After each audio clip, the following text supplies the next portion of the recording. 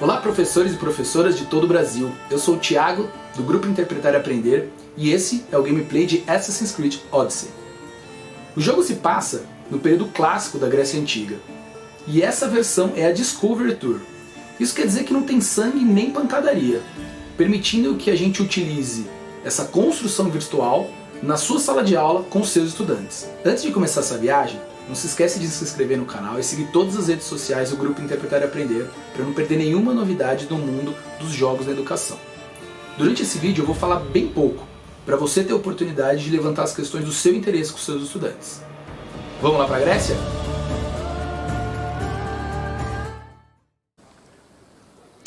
É isso aí, pessoal. Agora estamos aqui em Atenas e entraremos agora na Acrópole. Vamos lá falar com a nossa guia é Ospásia.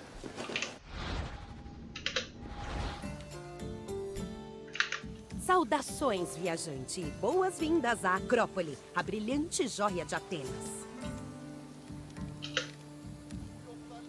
Vamos lá começar o tour diretamente, que a gente já sabe quem ela A é. Acrópole de Atenas é um bastião da arte e da cultura, digna até dos próprios deuses.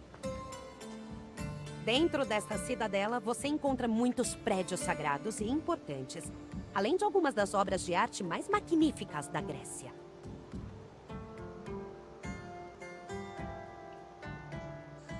Você está prestes a ter um passeio muito esclarecedor.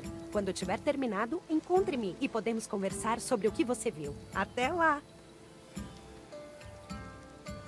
Muito obrigado, Aspásia. A Acrópole fica no lugar mais alto, na colina mais alta de Atenas. Isso é uma herança dos micênicos. A Acrópole passou por muitas mudanças durante sua longa história. Ela começou como uma simples pedra, instalada ainda no período neolítico, e depois se tornou uma fortaleza no período micênico. Construções de pedra começaram a aparecer no século VII a.C., mas as estruturas famosas cujas ruínas permanecem visíveis hoje, em geral datam de uma fase de construção do século V a.C. A localização da Acrópole tem uma forte ligação com o mito da fundação de Atenas. Supostamente, era o local onde Atena e Poseidon competiram para ver quem seria padroeiro da cidade. Esta conexão deu à Acrópole uma aura sagrada, e ela era considerada o coração religioso da cidade.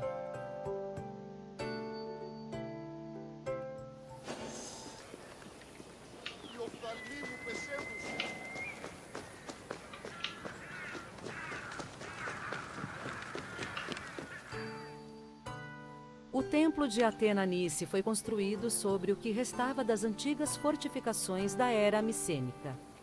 Pode-se determinar que cultos no templo ocorriam já no século VI a.C., mas o prédio em si foi destruído durante as guerras persas um século depois. Ele foi reconstruído durante a Guerra do Peloponeso. Como o nome Atenas-Nice significa algo como Atena da Vitória, ele deve ter sido construído na esperança de que Atenas venceria a guerra. O templo é incomum por retratar cenas históricas de batalhas contra os persas, em vez das artes mais ligadas à mitologia vistas em outras construções gregas.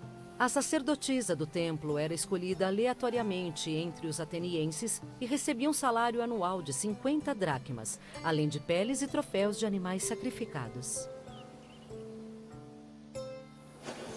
Lembrando que a Guerra do Peloponeso foi a guerra entre Atenas e Esparta, entre a Liga de Delos e a Liga do Peloponeso. A Acrópole foi construída ao longo de um vasto período, em parte por causa da sua destruição parcial nas guerras persas. Foi no século V a.C., contudo, que a Acrópole recebeu seus aperfeiçoamentos mais notáveis. Este período foi uma época extremamente próspera para Atenas, tanto nas finanças como na cultura. Com a economia impulsionada pelo comércio e pelas minas de prata de Lavrion, Péricles, o líder de Atenas, financiou um enorme projeto para reconstruir a cidadela. Ele contratou a colaboração de artistas renomados como o escultor Fídias e os arquitetos Iquitinos e Calícrates. Juntos, eles ergueram prédios como o Partenon e o portal de entrada do Propileu. A meta de Péricles era transformar a Acrópole em um monumento glorioso para os deuses e para os mortais atenienses. Fidias era o Romero Brito da época, vocês vão ver que ele vai estar em várias esculturas.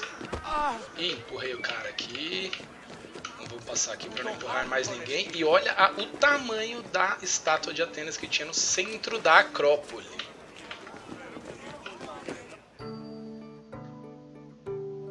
Por trás do propileu havia uma gigante estátua de bronze de Atena Promachos, ou a Atena que luta na vanguarda. O nome se refletia na lança e no escudo que a estátua segurava em suas mãos. Ela foi erguida em meados do século V a.C. pelo artista Fidias. De acordo com uma inscrição, ela levou 9 anos para ser concluída e custou quase $500 mil de dracmas. Com cerca de 10 metros de altura, a estátua era aparentemente tão grande que Pausanias afirmou que seu elmo e a ponta da lança podiam ser vistos desde o Cabo Sunião, a 60 quilômetros dali. A ornamentação do escudo da estátua foi gravada em relevo pelo escultor Mies. Passou uma menininha ali na frente logo quando eu tava gravando o vídeo. Os personagens ficam andando por aqui, os cidadãos atenienses. Ih, essa menininha mesmo que eu empurrei, ó. As arréforas eram jovens meninas, entre 7 e 11 anos de idade, encarregadas de ritos especiais. Uma lista com 4 meninas era elaborada pela Assembleia de Cidadãos, entre as quais o magistrado superior, o Arconte Basileu, escolhia 2 como arréforas do ano. As meninas viviam em uma casa na Acrópole. Elas ficavam encarregadas de carregar objetos sagrados e de tecer o peplo de Atena. O peplo era uma túnica sagrada oferecida a Atena durante a Panateneia, uma festa realizada em sua honra.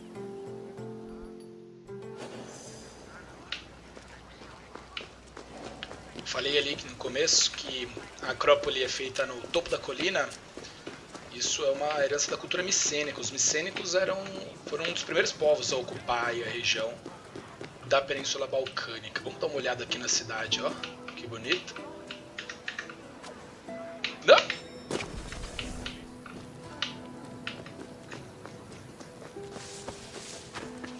Vamos voltar lá pra cima, não era pra cair não. Pronto, era só pra dar uma olhada na cidade. O relevo montanhoso é super interessante para trabalhar com os alunos também, a questão do comércio marítimo. Vamos ver mais um. O Erechtheion era um templo atípico.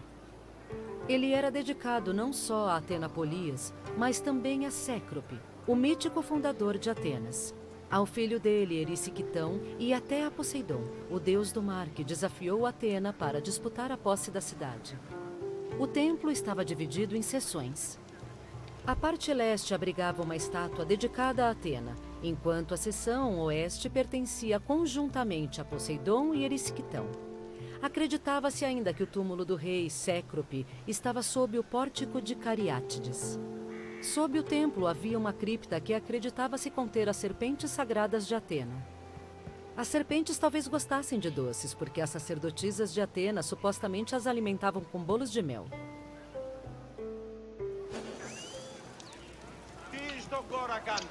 Micenas, aqui na época do jogo, está em ruínas, porque o jogo se passa no período clássico.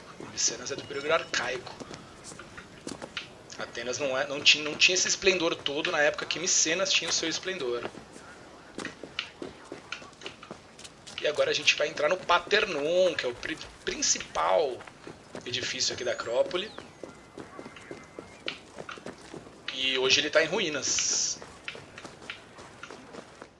O Partenon é um dos prédios mais conhecidos do mundo todo e um símbolo duradouro da civilização da Grécia Antiga. Embora seja localizado na Acrópole, o prédio não é um templo tradicional. Ele foi construído pelo escultor Fidias e pelos arquitetos Calícrates e Ictinos, e como um grande monumento para a glória da cidade de Atenas. Essa glória é evidenciada em suas várias gravuras.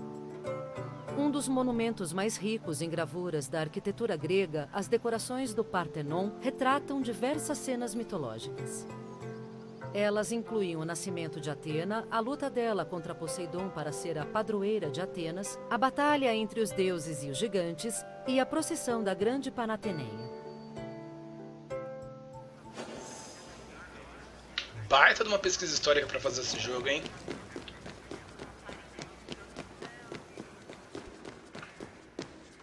A câmara interna do Partenon, ou cela, abrigava uma enorme estátua de Atena, uma peça que era vista como uma das maiores obras-primas do escultor Fídias. A estátua era de criselefantino, uma combinação de ouro e marfim. Para justificar o alto custo da sua construção, Péricles disse aos atenienses que a estátua era uma reserva de ouro que podia ser desmontada se houvesse necessidade. A cela supostamente ainda tinha uma piscina, cuja principal finalidade era controlar a umidade da sala, ajudando a preservar o marfim da estátua. Os caras eram crânio mesmo, hein? Até a umidade da sala era controlada. Incrível. Vamos ver esse outro lado da cidade aqui, ó. Vamos subir com cuidado aqui agora. Ó, a cidade lá embaixo. A gente consegue ver o mar ali. Ih, desculpa aí, cara. De novo empurrei alguém. É difícil jogar com teclado aqui. Com controle é um pouco mais fácil. Agora seus alunos vão falar, por que eu preciso estudar história pra ver sério? E aí você pode falar, no mínimo, pra fazer um jogo legal quando você crescer. E for, sei lá, design de jogos, ilustrador.